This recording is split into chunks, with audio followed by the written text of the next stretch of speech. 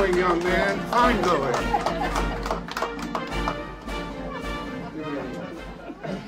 Seat. My fellow countrymen, it is a distinct honor to end my silence and to bring forward to you my pain of seeing all that's happened to this great land.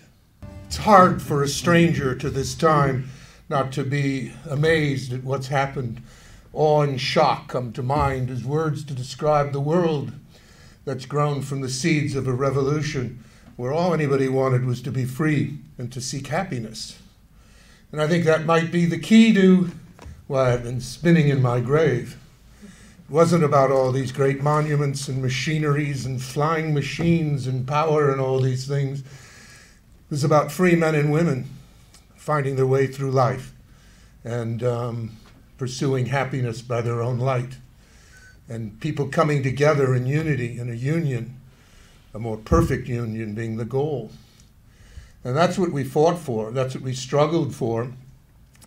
It was a time that was so different. Imagine if you took away all these things and there's nothing but farms and horses and diseases that run rampant and struggle and hardship for people. And what made what were not aristocrats in my time so angry was we got a little taste of freedom in this new continent that was so far away from the seats of power. And a little taste of freedom only whets the appetite. And over the course of time, enlightened men who believed in the natural rights of all people, despite some problems in executing that, like slavery and women's status and all of those things, still sought the chance to be themselves, to have freedom. And it was a very difficult thing.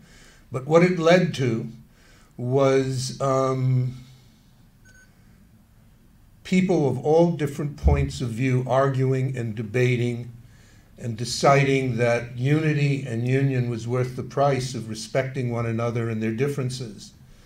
We talk in the farewell address that was really the work of Madison and Hamilton and refined at the end to be the words of the first president, that we talked about how the North and South were engaged in unrestrained intercourse, which seems to be taken differently in today's language, but we meant contact with another, engagement, relationship. And it was so true of what we saw as our role with other nations. We didn't want permanent treaties, and we didn't want to be entangled in the world. The idea of an America that was so much an empire and dominant in the world would have been unthinkable to everyone who lived 200 years ago. We could barely survive and thought a military was simply what we needed to protect ourselves, militia, ordinary citizens taking up arms in defense of their own freedom, and not a powerful war machine that's perpetually at war and entangled all over this planet, playing policeman.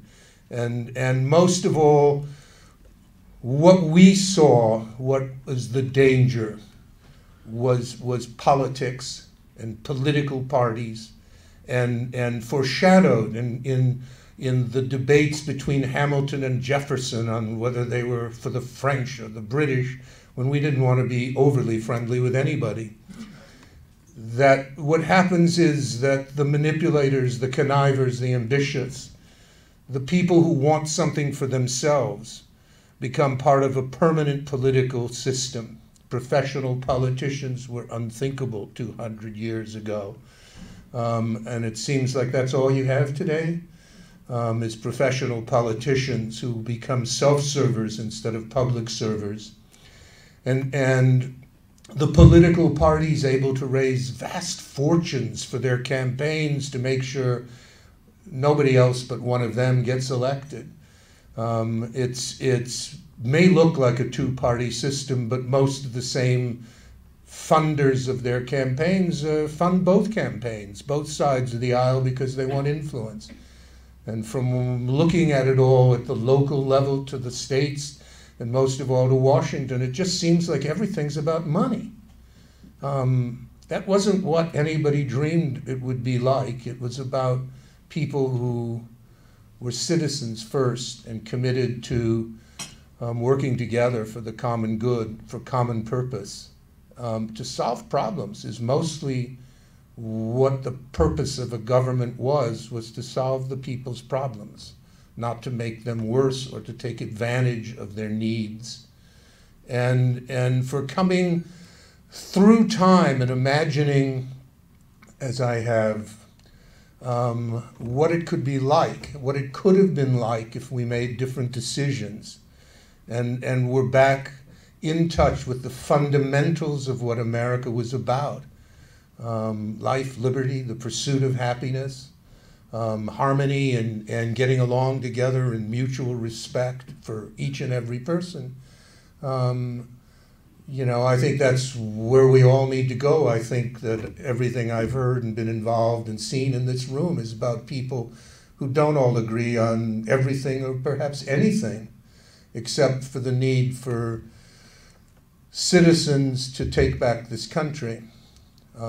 That's what happened in the revolution, is the citizens, the residents, the Americans founded a country for one purpose only, which was the betterment of everyone's life.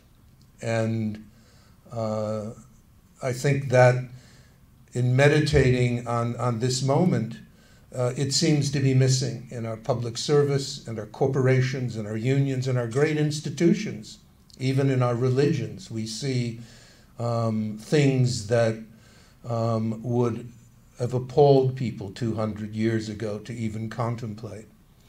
And so, before I bid you a final farewell, I think that the message that I have, that I carry always deep in my heart, in live flesh as well, is that the power belongs to the people. It's we, the people. That was the most meaningful thing ever written about this country and embedded in the Constitution. And I think until we, the people, enforce our power and stand up together, that would be a great day to truly celebrate America, the beautiful, and a land of opportunity for all. Thank you, and farewell.